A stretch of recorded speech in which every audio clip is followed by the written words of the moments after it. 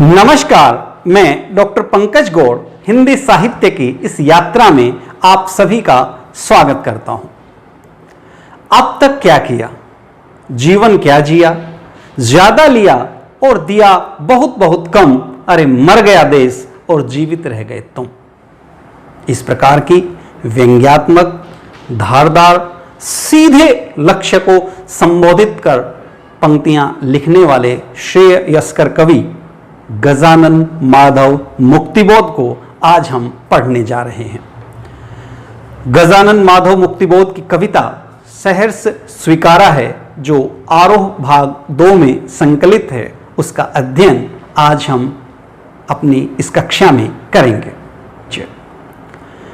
गजानन माधव मुक्तिबोध का जन्म 13 नवंबर सन 1917 को श्योपुर, ग्वालियर, मध्य प्रदेश में हुआ।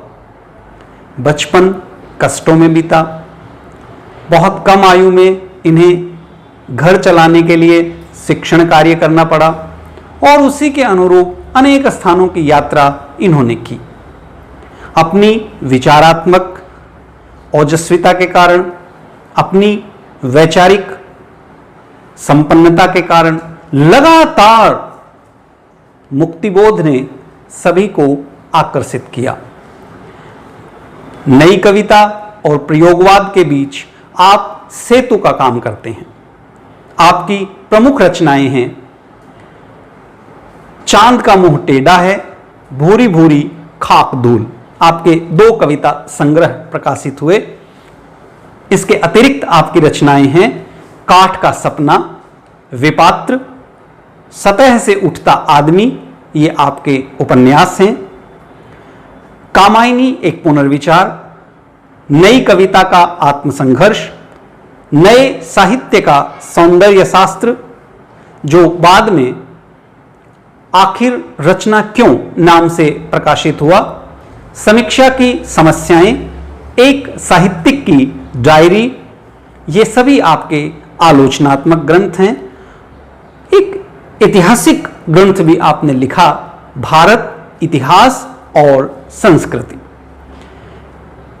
इन रचनाओं के माध्यम से एक समीक्षक के रूप में, एक साहित्यिक के रूप में, एक कवि के रूप में आपने अमिट छाप भारतीय साहित्य पर, भारतीय जनमानस पर छोड़ी है।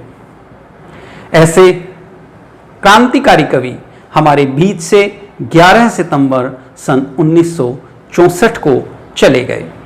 नई दिल्ली में आपका निधन हुआ। आपकी काव्यगत विशेषताओं के अंतर्गत आपने पूंजीवादी व्यवस्था का विरोध किया। शोषितों के प्रति आपकी कविताओं में सहानुभूति दिखाई देती है। व्यंग आपकी कविताओं का एक बहुत महत्वपूर्ण अस्त्र है। आपने वर्गविहीन समाज की स्थापना पर बल दिया।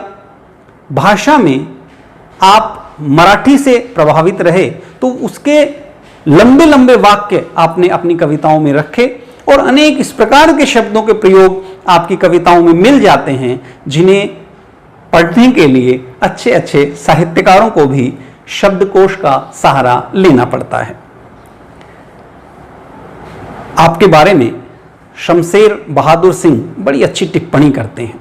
आपकी कविताओं के संदर्भ में वे कहते हैं, शमशेर बहादुर के शब्दों में अद्भुत संकेतों भरी, जिज्ञासाओं से अस्थिर, कभी दूर से शोर मचाती, कभी कानों में चुपचाप राज की बात कहती चलती है। हमारी बातें हमको सुनाती है। हम अपने को एकदम चकित होकर देखते हैं और पहले से अधिक पहचानने लगते हैं। ये है मुक्तिबोध, जो आपकी पहचान आपसे पहले से अधिक करवाते हैं। आज हम उनकी कविता सहर्ष स्वीकारा है पढ़ेंगे। तो सबसे पहले, चूंकि नई कविता में हम किसी भी रचना को अवायविक संरचना के अंतर्गत मानते हैं और उसे तोड़ा नहीं जाना चाहिए, तो पूरी कविता का वाचन। जिंदगी में जो कुछ है, जो भी है, सहर्ष स्वीकारा है, इसलिए कि जो कुछ भी मेरा है वह तुम्हें प्यारा है। गर्बीली गरीबी यह गंभीर अनुभव सब यह विचार वैभव सब, दृढ़ता यह, भीतर की सरिता यह, अभिनव सब, मौलिक है।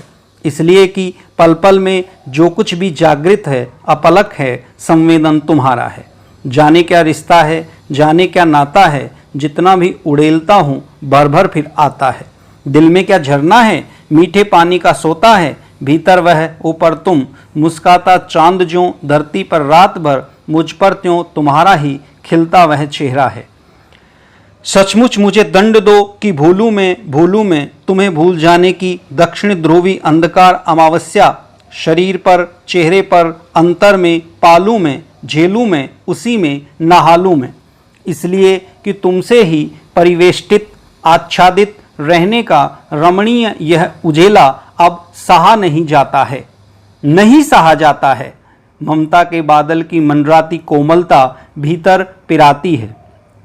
कमजोर और अक्षम अब हो गई है आत्मा यह, छटपटाती छाती को भवितव्यता डराती है।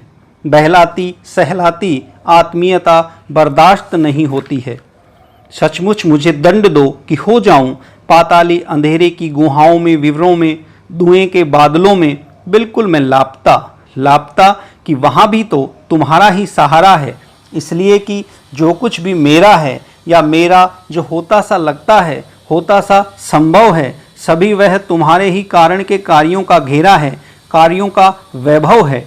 अब तक तो जिंदगी में जो कुछ था, जो कुछ है, सहर्ष स्वीकारा है। इसलिए कि जो कुछ भी मेरा है वह तुम्हें प्यारा है। इसलिए कि जो कुछ भी मेरा है वह तुम्हें प्यारा है। इसलिए कि जो कुछ भी मेरा है वह तुम्हें प्यारा है। कविता के इस वाचन के पश्चात अब हम शब्द छवि देखेंगे। कुछ महत्वपूर्ण शब्द जो इस कविता में प्रयोग किए गए हैं उनके अर्थ से मैं आपको परिचित करवा दूं। परिवेष्टित, चारों ओर से घिरा हुआ, पिराना, दर्द करना, गुहाओं, गुफाओं, विवर, बिल। आप जानते हैं कि कविता की व्याख्या जब हम करते हैं तो उसमें सबसे पहले प्रसंग, तत्पश्चात व्याख्या और फिर विशेष। प्रसंग के अंतर्गत इस कविता में प्रस्तुत कविता हमारी हिंदी की पाठ्यपुस्तक आरोह भाग 2 से ली गई है। यह गजानन माधव मुक्तिबोध जी की सहर्ष स्वीकारा है कविता है। इसमें कवि ने अपनी उस प्रेरक शक्ति के माध्यम से अपने विचारों को प्रस्तुत किया है। व्याख्या के अंतर्गत आपको पता है प्रसंग, व्याख्या, तत्पश्चात विशेष।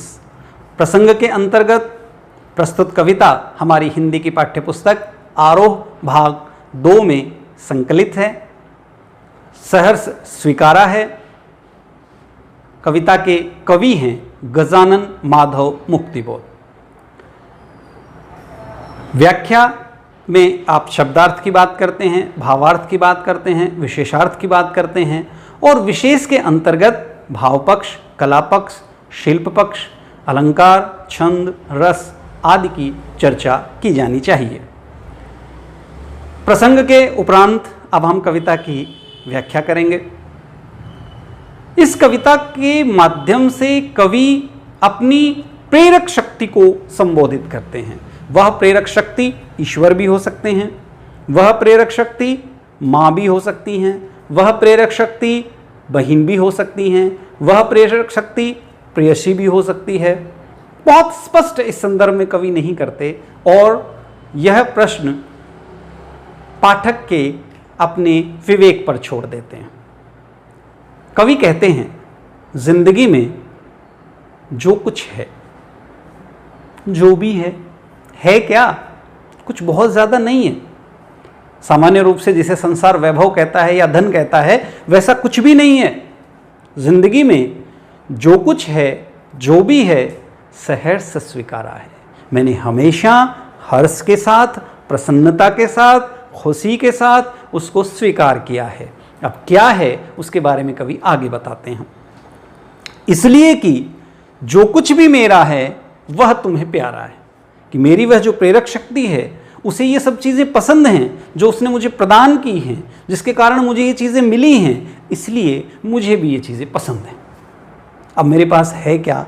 गर्बीली गरीबी है, ये गंभीर अनुभव सब, यह विचार वैभव सब।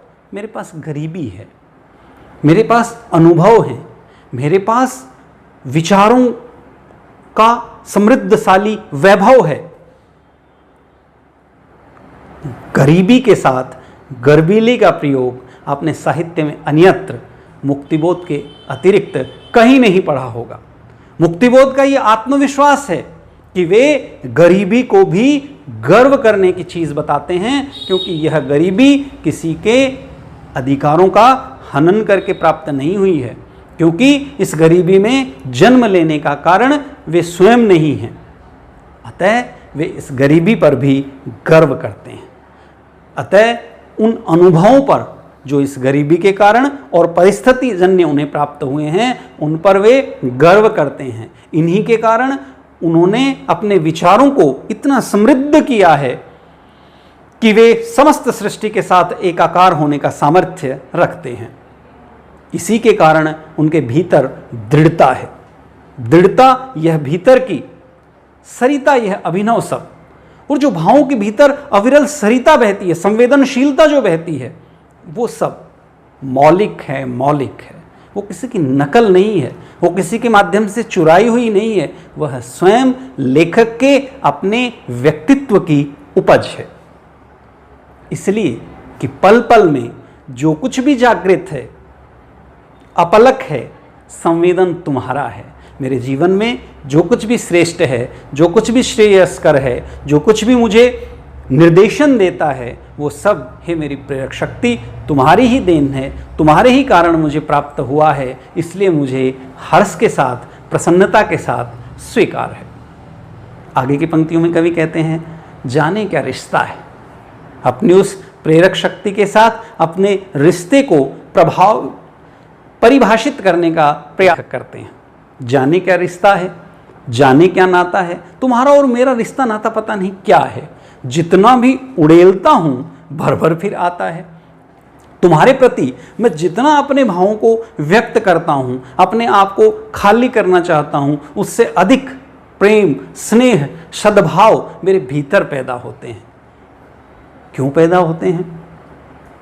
दिल में क्या झरना है? ऐसा लगता है जैसे मेरे हृदय में भावनाओं का एक झरना बहता है, मीठे पानी का एक सोता है, जिसके कारण तुम्हारे साथ मेरे रिश्ते लगातार स्नेह से, प्रेम से भरे रहते हैं।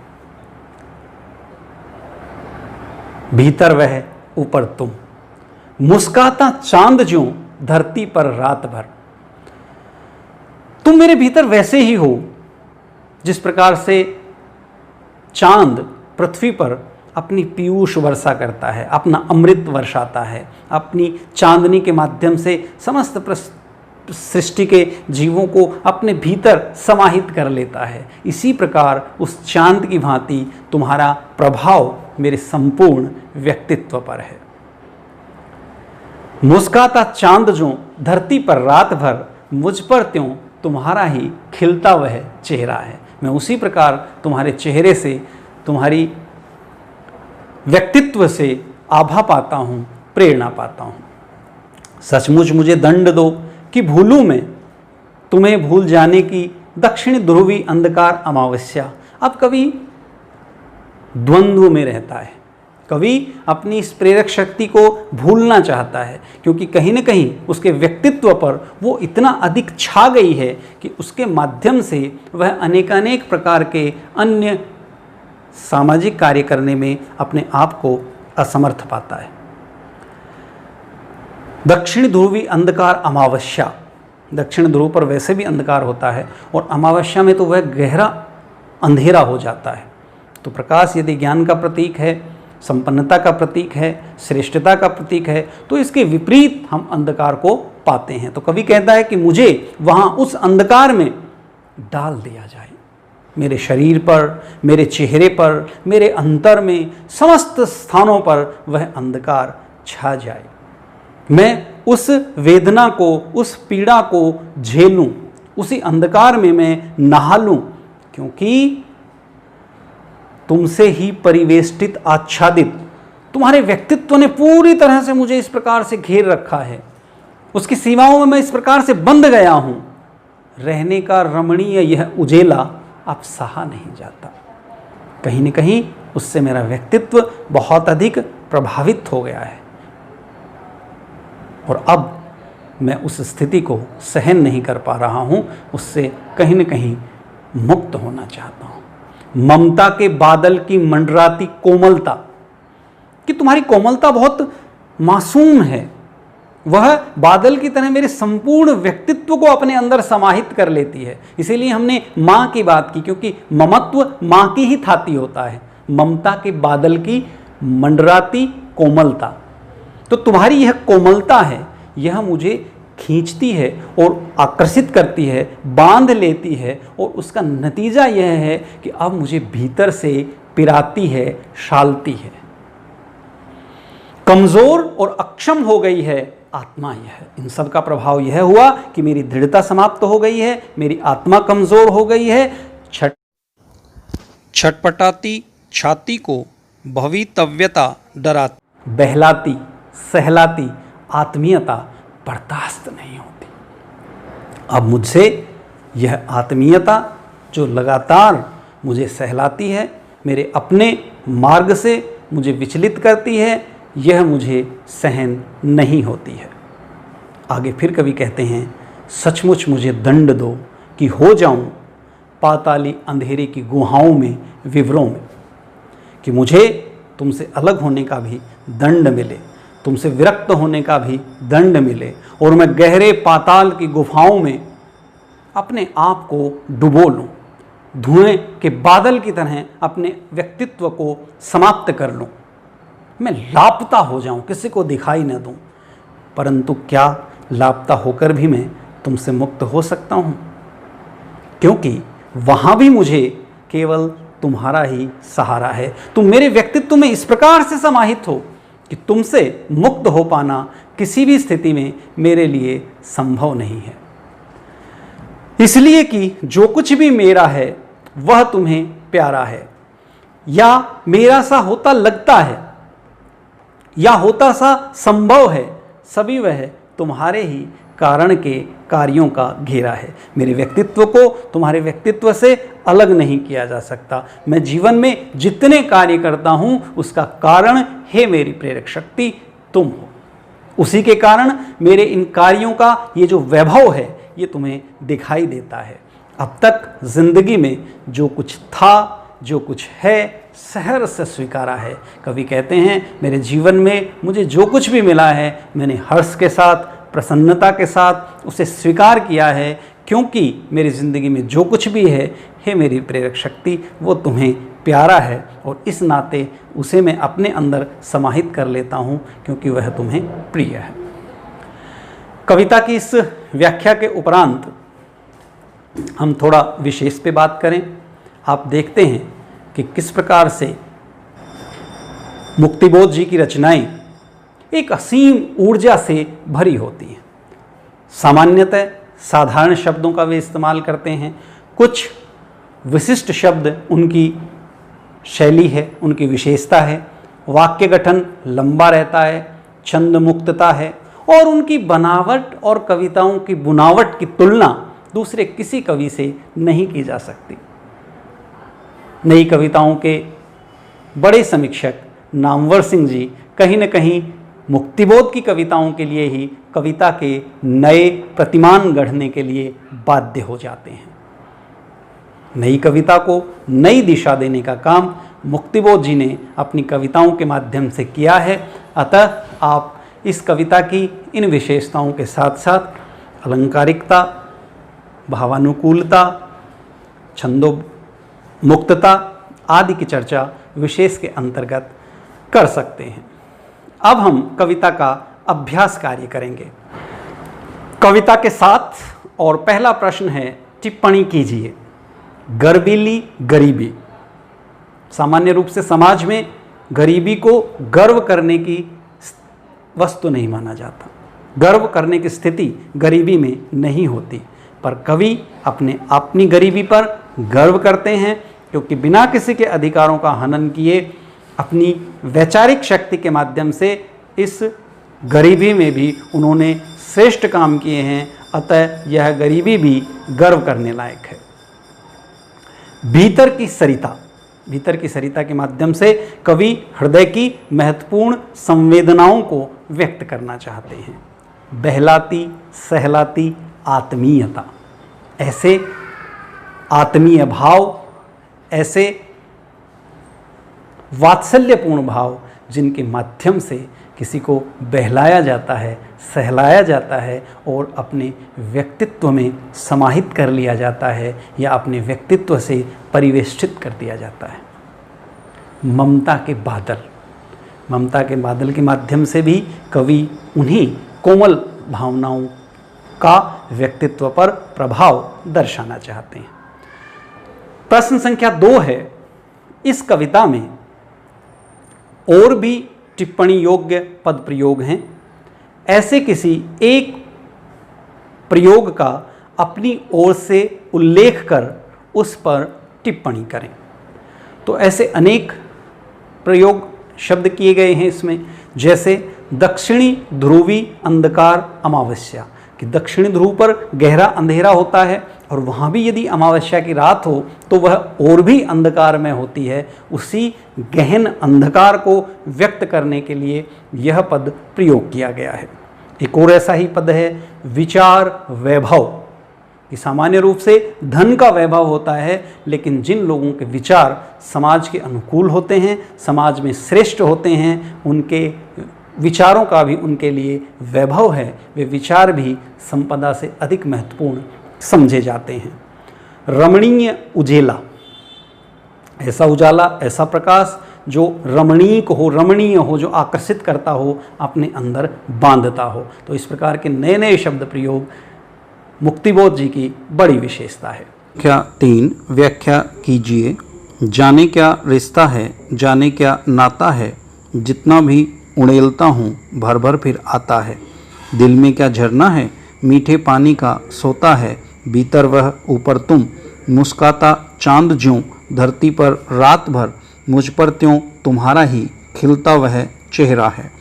उपर्युक्त पंक्तियों की व्याख्या करते हुए यह बताइए कि यहाँ चांद की तरह आत्मा पर झुका चेहरा भूलकर अंधकार अमावस्या में नहाने की बात क्यों की गई है।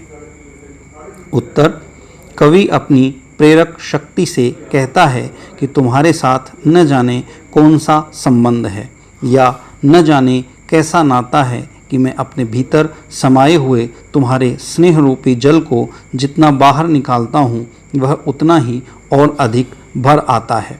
मेरा हृदय सदा संवेदनशील भावों से भरा रहता है। ऐसा लगता है मानो दिल में कोई झरना बह रहा है। वह स्नेह मीठे पानी के स्रोत के समान है जो मेरे अंतर्मन को तृप्त करता रहता है। इधर मन में प्रेम है और उधर तुम्हारा चांद जैसा मुस्कुराता हुआ चेहरा अपने अद्भुत सौंदर्य के प्रकाश से मुझे नहला रहा है। कवि का आंतरिक व बाह्य जगत दोनों अपनी उस प्रेरणा शक्ति से संचालित होते हैं।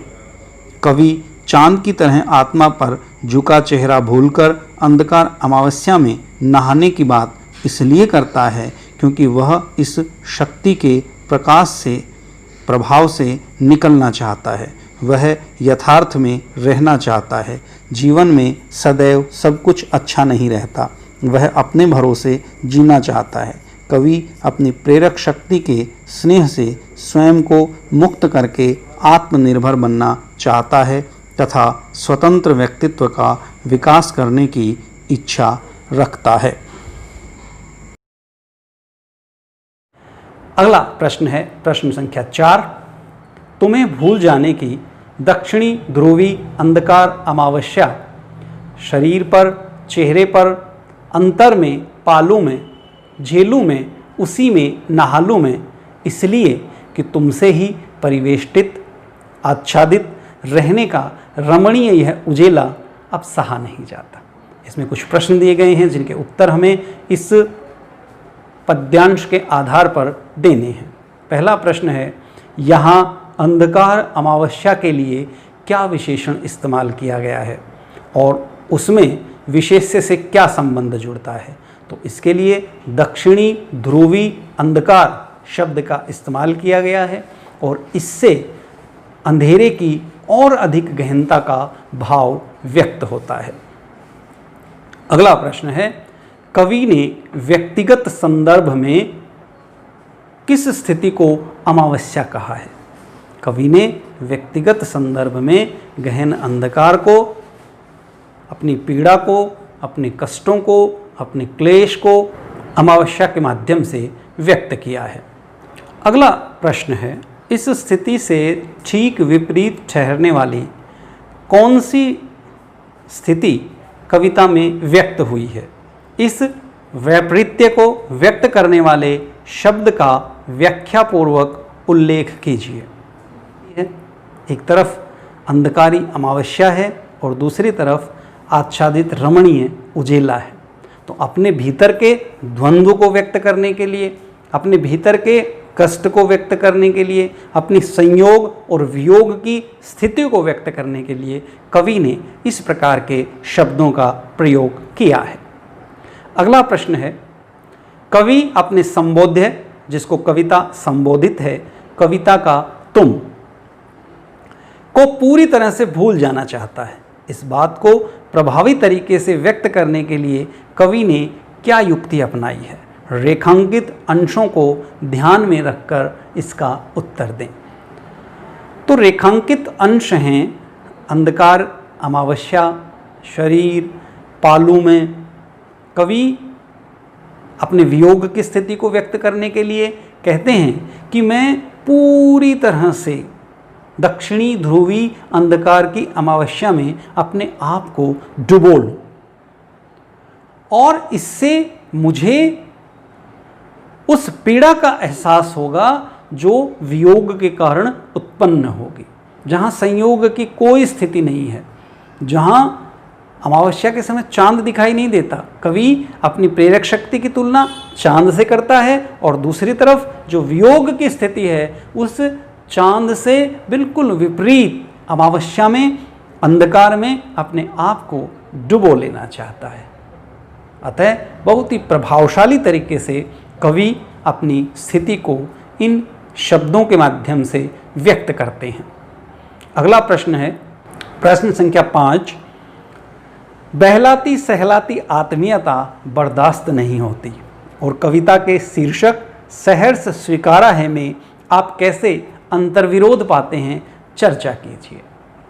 एक तरफ कवि कहते हैं सहर्ष स्वीकारा है, मुझे ज़िंदगी में जो कुछ भी प्राप्त हुआ है उसे मैंने हर्ष के साथ स्वीकार किया है। दूसरी तरफ कविता के बीच में वे कहते हैं कि मुझसे बहलाती सहलाती आत्मीयता बर्दाश्त नहीं होती, यानी ऐसी आत्मीयता जो लगातार मुझे अपने बंधनों में जकड़ती है वह बर्दाश्त नहीं होती। तो यह अंतर्विरोध जीवन का अंतर्विरोध है जिसे कविता के माध्यम से कवि ने व्यक्त किया है। किसी भी मनुष्य के लिए सदा एक ही प्रकार के भावों में रह पाना संभव नहीं है। अतः स्थिति के अनुसार हम विभिन्न प्रकार के भावों में जीते हैं। जीवन इसी का नाम है। उन्हीं अंतर्विरोधों को इस कविता के माध्यम से मुक्तिबोध जी ने व्यक्त किया है। अब हम चर्चा करेंगे कुछ ऐसे प्रश्नों की जो कविता के आसपास हैं, कविता के माध्यम से जिन प्रश्नों के उत्तर आप खोज सकते हैं, जिन तक आप पहुंच सकते हैं। आपकी कल्पना शक्ति ऐसे प्रश्नों के उत्तर देने में कारगर सिद्ध होगी। इस क्रम में पहला प्रश्न है, अतिशय मोह भी क्या त्रास का कारक है? माँ का दूध छूटने का कष्ट जैसे एक ज़रूरी कष्ट है, वैसे ही कुछ और ज़रूरी कष्टों की सूची बनाइए। जीवन में अनेक प्रकार के ऐसे कष्ट हैं जो हमें श्रेष्ठ जीवन जीने के लिए भोगने पड़ते हैं। एक उदाहरण कवि ने दिया कि माँ का दूध हमें छोड़ना पड़ता है, बड़ा कष्ट होता है, पर उसी के कारण हम बाद में बहुत हष्टपुष्ट और अपने जीवन को बेहतर तरीके से कामयाब हो पाते हैं। इसी प्रकार से जीवन में अच्छी पढ़ाई करने के लिए हमें घर छोड़ना पड़ता है। इसी प्रकार से आप देखते हैं हमारे सैनिक भाइयों को देश की रक्षा के लिए अपने घर और परिवार को छोड़ना पड़ता है। मैं पाठ्यक्रम की एक कविता की चर्चा करना चाहूँगा, जहाँ एक बूंद के माध्यम से कवि बताते हैं कि किस प्रकार अनेकों बार घर छोड़ना बड़ा कारगर रहता है। जो निकलकर बादलों की गोद से थी अभी एक बूंद कुछ आगे बढ़ी, सोचने फिर जी हमें वो ये लगी, आह क्यों घर छोड़कर मैं यूं कढ़ी। देव मेरे भाग्य में क्या है बदा, मैं बचूंगी या मिलूंगी धूल में, चू पड़ूंगी या कमल के फूल में। तो उस कविता में उस बूंद के माध्यम से हम देखते हैं कि जब वह घर छोड़ने का कष्ट सहती है तो जीवन में मोती बनती है। इसी प्रकार जीवन में दृढ़ता बहुत आवश्यक है। अपने विचारों के प्रति दृढ़ भाव से यदि हम श्रेष्ठ भावों को स्वीकार करते हैं तो उनके फल राष्ट्र के लिए, परिवार के लिए, समाज के लिए अच्छे ही निकलते हैं। अगला प्रश्न है प्रश्न संख्या 2। प्रेरणा शब्द पर सोचिए और उसके महत्व पर प्रकाश डालते हुए जीवन के वे प्रसंग याद कीजिए जब माता पिता, दीदी भैया, शिक्षक या कोई महापुरुष, महानारी आपके अंधेरे क्षणों में प्रकाश से भर गया। प्रेरणा का जीवन में बहुत महत्व है। आपके जीवन में अनेक लोग ऐसे आते हैं जो आपको प्रेरणा देते हैं। मैं जब विद्यालय में था तो वहाँ लगातार एक विद्वान व्याख्यान देने के लिए आया करते थे। वे अपने पद से सेवानिवृत्त थे, उन्हें कोई पैसा इस चीज़ के लिए नहीं मिलता था, पर वे लगातार शिवाजी की, स्वामी रामतीर्थ की, नेताजी सुभाष चंद्र बोस की कथाएं हम लोगों को सुनाया करते थे और उन कथाओं के माध्यम से जो श्रेष्ठ विचार उन्होंने हमारे मस्तिष्क में डाले वे हमारे भावी जीवन को श्रेष्ठ राह पर चलाने के लिए बहुत ही मददगार साबित हुए। अगला प्रश्न, अंतिम प्रश्न हम देखेंगे कविता के आसपास के अंतर्गत। प्रश्न संख्या 3। भय शब्द पर सोचिए कि मन में किन किन चीज़ों का भय बैठा है, उससे निपटने के लिए आप क्या करते हैं और कवि की मनस्थिति से अपनी मनस्थिति की तुलना कीजिए। भय एक ऐसा शब्द है जो हमें लगातार अपने पथ से विचलित कर सकता है। यदि आप अपने भीतर के भय को समाप्त नहीं करते हैं, यदि आप अपने भीतर के ऐसे भावों को, लोभ, ईर्ष्या, द्वेष, इन भावों को समाप्त नहीं करते हैं तो आप अपने जीवन में बहुत पीछे चले जाते हैं। और इसीलिए कवि दृढ़ता के साथ उन भावों से मुक्त होना चाहता है। तो इस प्रकार से हमारे अंदर जो विभिन्न प्रकार के भाव और मनोविकार बैठे हुए हैं, उन भावों पर नियंत्रण करना हमारे लिए बहुत आवश्यक है। अगर एक विद्यार्थी मनुष्य के शरीर से डरेगा, शव से डरेगा, तो वह अच्छा डॉक्टर कैसे बनेगा? अगर एक विद्यार्थी यदि उसके भीतर नहीं होगी तो वह श्रेष्ठतम सैनिक कैसे बनेगा? तो अनेक ऐसी विपरीत स्थितियां होती हैं जब इस प्रकार के भाव भी हमारे लिए बहुत आवश्यक हो जाते हैं और उन भावों को जागृत कर हमें समाज के लिए, राष्ट्र के लिए श्रेष्ठतम कार्य करने चाहिए। अंततः आपने गजानन माधव मुक्तिबोध जी की कविता शहर से स्वीकारा है को पठन पाठन के माध्यम से निश्चित रूप से आनंद लिया होगा। इस कविता को गंभीरता के साथ आप समझें, इसकी विशेषताओं के बारे में परिचर्चा करें। धन्यवाद। आपका दिन शुभ हो।